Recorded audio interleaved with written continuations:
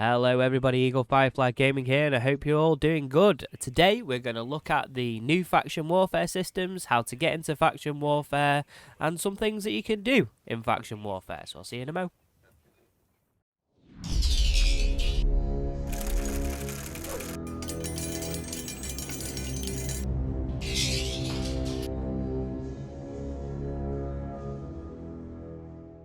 Okay, so welcome. So if you made it this far, you are clearly interested in faction warfare and joining faction warfare.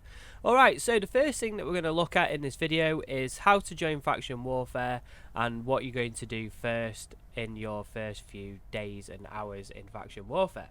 So the first thing you're going to do is, if you're not joined a corporation, faction warfare is always more fun and useful in a corporation or a group with friends.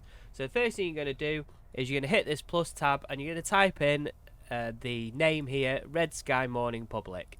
This puts us into our corporation public channel, and then you can hit up one of the directors there and we'll get you set up. Okay, so assuming that you've done that and you are in our new corporation or in a corporation, welcome to the team, and some great fun is going to be had. So if you are in our alliance or in another alliance or whatever, you need to get to their home system.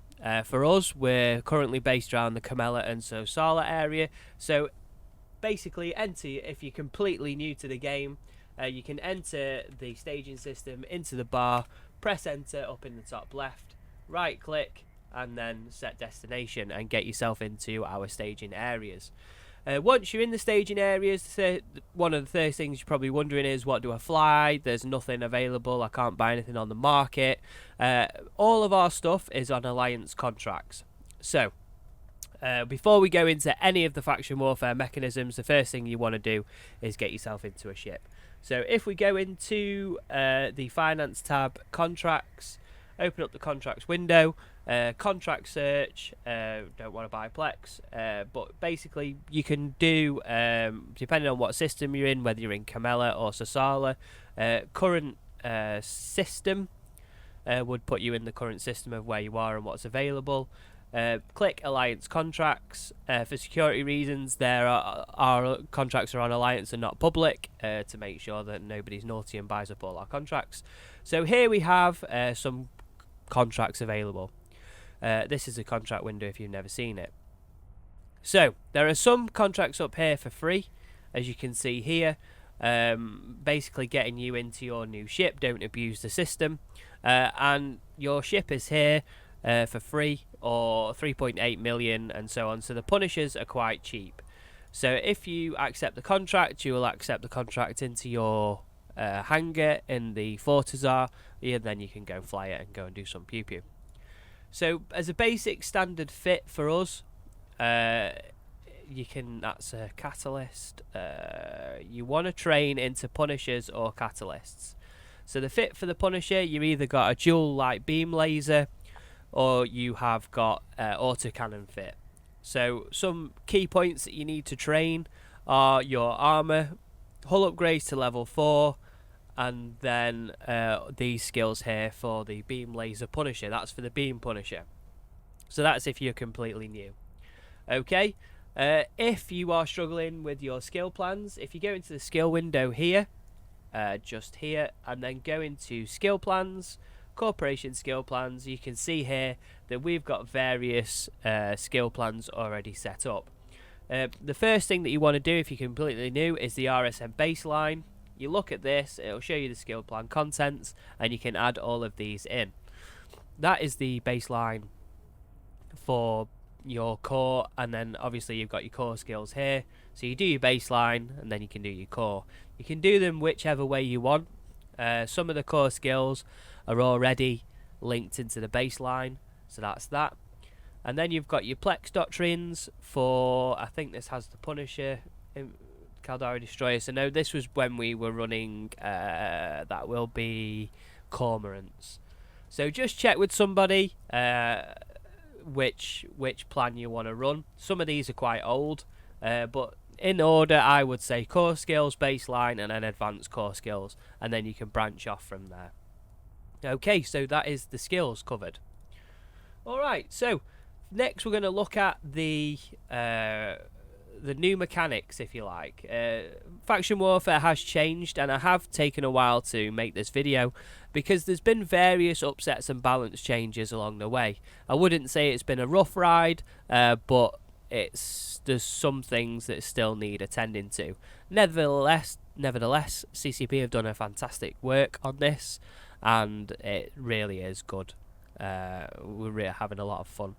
A lot of deplexing at the moment, but that's part of the game. But we are starting to make a bit of a breakthrough. Okay, so the new system. If we go... Oh, by the way, if you join our corporation, you're automatically entered into Faction Warfare, so there's no extra buttons to click. Okay, so Faction Warfare, you can enter it via the Agency tab, and then we go into Encounters, Faction Warfare, and here is the new Faction Warfare UI. There's another way. If you're just roaming around and you don't really understand this map, it takes a little bit of getting used to of where all the different systems are and how they link. But you can pick it up pretty easy, and you can work out where our front lines are. The other thing is, if you're just roaming around and you just want to find something, click the Faction Warfare Systems tab, and it will tell you what plexes are up in which system. So if you have a fleet up, for example, and you want to attack a Minmatar system and you want to see if they're plexing, you can use this as a tool to see what plexes are open, so you can make a decision on where you go to. Okay, let's just reset. Okay, so the Warzone control map. Basically, you have a little blue icon here telling you where you are, currently in Camella, and the bright yellow is the frontline systems. The lighty shade of yellow is the command operation systems, and the lower alpha, if you like, is the rear guard. So you might ask yourself, what's the difference? What's the difference with these two, with all these different sets of systems? Okay, so in a frontline system, if it is enemy or friendly, you can dock and undock your ships in each of the frontline systems. So if you are in a Minmatar system or enemy system, you can still dock your ships in there. Once it flips into a command operations system, you cannot dock and undock ships.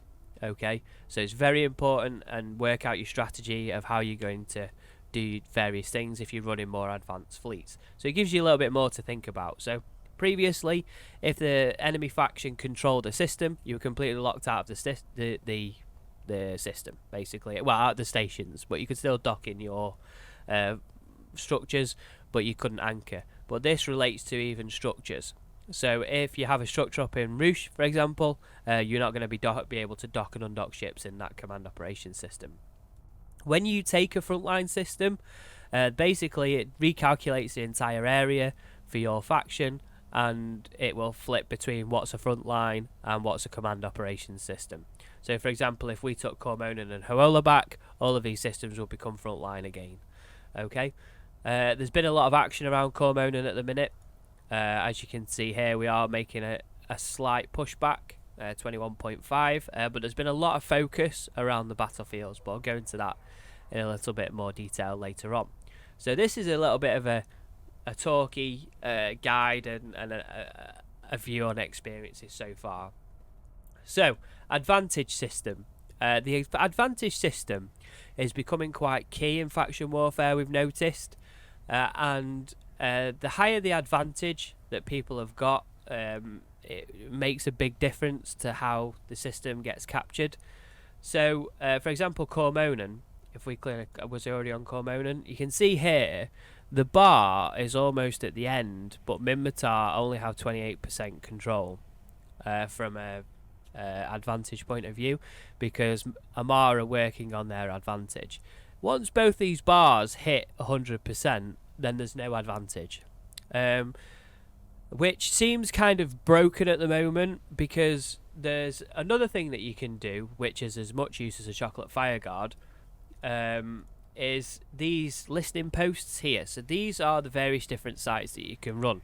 So a listening post, basically, if you drop a listening post, you have to defend it for, actually it works out around 20 minutes that you have to defend it for. the counter ticks down to 10 minutes, but every time the enemy faction warp in, the timer stops. Okay. Now, once you drop these for 20 minutes, you're supposed to be able to drop the enemy's faction. Drop the enemy's advantage. I ran one of these yesterday, and it took 20 minutes, and the bar didn't move. Now, if you do a battlefield complex, it can take you 20 minutes, and you get 15% advantage. So it feels like that a little bit of an imbalance there, which I'm sure that they're going to work on. But if you do drop the listening post, it's supposed to tick down the advantage of the enemy faction. Now, one query that I had as a thought was, well, if both of these bars are at 100% and then nobody gets an advantage, how does it reset and what's the point? Because if you do a battlefield complex, you gain advantage, but the other faction doesn't appear to lose advantage. So it kind of doesn't really make full sense to me at the moment. It would probably be more helpful to have one bar with a sliding scale, so you start in the middle and that's 0 and it moves left and right. That would have exactly the same effect as what we've got here, but obviously it would be a sliding scale. It wouldn't have a cap. But this is a cap basically. So basically saying once we both have 100% advantage, nobody wins. Okay, so propaganda broadcast, they can be deployed to increase your advantage points to the maximum. There's also things called supply depots, supply caches, and rendezvous points. Basically what they do, they drop a beacon down, and rendezvous points you have to scan down, and once you kill the rendezvous points, you gain advantage. If you kill an enemy supply cache or depot, then you also gain advantage. If yours is destroyed, you lose advantage, or the other way around, and so on. The supply caches and depots are broken at the moment, I think. The friendly rats attack the depots. So there's a few little bugs and niggles with this that CCP are working out, and we'll get there. Forgive me, I'm recovering from a flu bug, that's why there's not been much content recently, but we're getting there. Next is the battlefield complexes. I'll throw a clip in right now. So this is the battlefield complex. You have 3 anchor points. You go to the anchor points and you capture the anchor points, and once you hit 100%, you win the site. If it's an offensive one, you get a really hefty, decent payout. As you can see, you get some good fights in there. You get a good LP payout, and you gain 15% advantage, and I think it's 12% contested points, victory points. So they're really worth doing. The Minmatar really done well on this. They've really started to get some traction with that, but we are now pushing back. Now we've figured out a doctrine, so we'll get there. Other things to note: Warzone details tab is self-explanatory. It tells you where all the basically the data, what the data is. Statistics is your personal data, corporation data, militia alliance, kills, and so on and so forth. Also victory points, you can see what you've earned. You can see how many victory points you have done. As you can see, I've done a little bit of plexing. Progression, this is the ranking system. So this tells you what rank you are. Before, you just had a rank. There was no visual aid to tell you how far away you were from each different level. But this is now how it is, but there's no difference to what happens here. You don't gain anything or lose anything by having this rank, as far as I know. Okay, so, and that's actually perfect timing, actually. So somebody has dropped one of these Amar listening outposts in the system, and this shows, just showing you what they look like. So it basically is a beacon that goes down, and as you can see, the enemy warps in. So I'm just going to drop these. The enemy warps in, and you have to kill the enemy, and the timer stops ticking down whilst there is enemy on grid. So once the enemy has all been killed, then basically the timer starts running again. Now it does take a little bit of time to run these. It takes about 20 minutes in total. and you do get an LP payout, but the rewards seem very from an advantage strategic point of view, the rewards aren't really worth it at the moment. So hopefully that'll get fixed. Okay, so next, we're going to look at the type of plexes while we're sat here helping everybody out. Let's just do that. We'll go auto attack. There we go, sorted. Okay, the different type of plexes. Okay, so you have scout, small, medium, large, and open. Okay, and they are defined by different types to what allows ships to enter. They can be found on your probe scanner. So if you open up your probe scanner, you can see that here. Let me just increase this a little bit so you can see it a bit better. There we go. Okay, so probe scanner. So here's all the different types of plexes. Navy allows a maximum of Navy ships only. Navy. The one means that only one ship will get paid out the maximum LP, and the rest will get distributed between the rest of the people that are in there. 5 means up to a maximum of 5 will get paid out, and once I think the rats are slightly more difficult as well. Once the payout has reached to a maximum of 5, the rest is distributed out evenly over the rest of the people that are in the beacon at the time. There's a thing at the moment which I've never heard of before until recently called seagulling, and that is basically a bunch of multi-boxers, probably 10, keeping an eye on the timers. When the timer hits 10 seconds or less than a minute, they all warp in and steal the LP. Okay, not cool, not fun, but it is happening and it's something to be aware of. Okay, I'm not auto-attacking for some reason. Okay, so from a scout perspective, as long as it's a Navy, only Navy frigates are allowed to enter, and that's it. No advanced frigates, so no worms, no garmers or anything like that. So it's a much more fun. If it's got ADV, then it allows Tech 2 ships up to the size of the plex that's allowable. So for small, that will be Tech 2 no Tech 2 destroyers, is there? So what would be the maximum on a small? Let's have a quick look.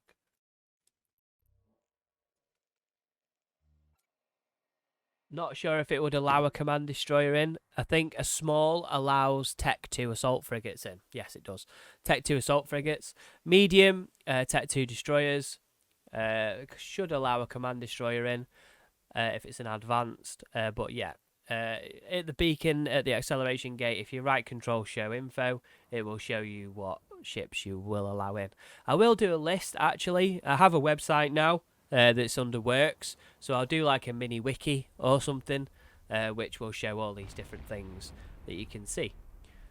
Alright, so from a basic standpoint of how it works, that is pretty much it.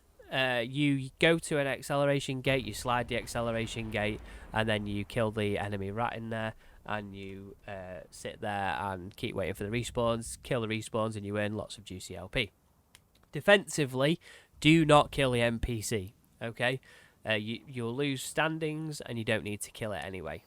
But people do, and that's just how things happen, really. That just happens. Let's get a decent camera view of this. Now, if you want to... Well, you should do, really. Every day in the Faction Warfare Zone, there is standing fleets. Usually something called Plex Police Force or something like that. So if you don't know how to join a fleet, I'll show you that now. So we click this, click the Neocom, Social and Fleet, and then you get your fleet window. As you can see here, there's one up here, Ardar and Floss Fleet. What you need to do here is click My Militia Fleets or My Alliance Fleets or Corp Fleets. Not based on standings and not available fleets. You'll end up joining a neutral fleet, and that won't end well, potentially. Unless it's a NPSI fleet or something like that. Okay, so that's how you join a fleet. You click it, and you click Join Fleet. And then, if it needs further authorization from the fleet commander, then you will get one. Basically, if you don't really know what to fly, and you're new, everybody loves a tackle punisher. Everybody loves a tackle frigate. If you can hold things down in a fleet, you are going to win the day, while the other people do DPS. So don't be concerned if you can't fly the major doctrine that they're flying at the time. The best thing to do is get into a tackle frigate, and you will win the day. If you hold something down while they can kill it, you'll be the hero. Trust me.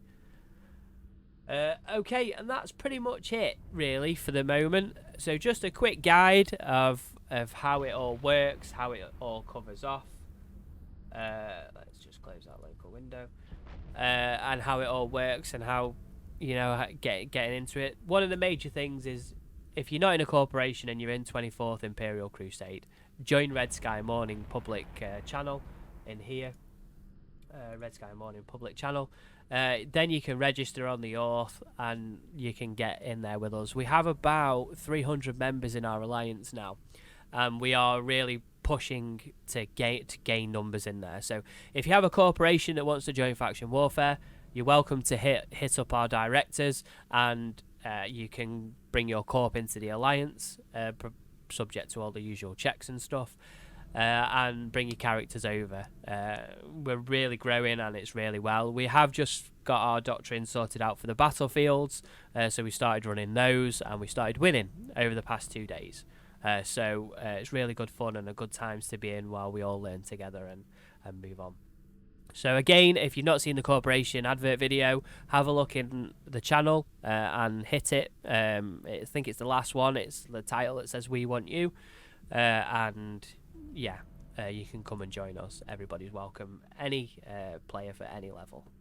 All right, so thank you for watching. It's a bit of I know I've not done any videos for a little bit, but I've not been well, so yeah, no excuses.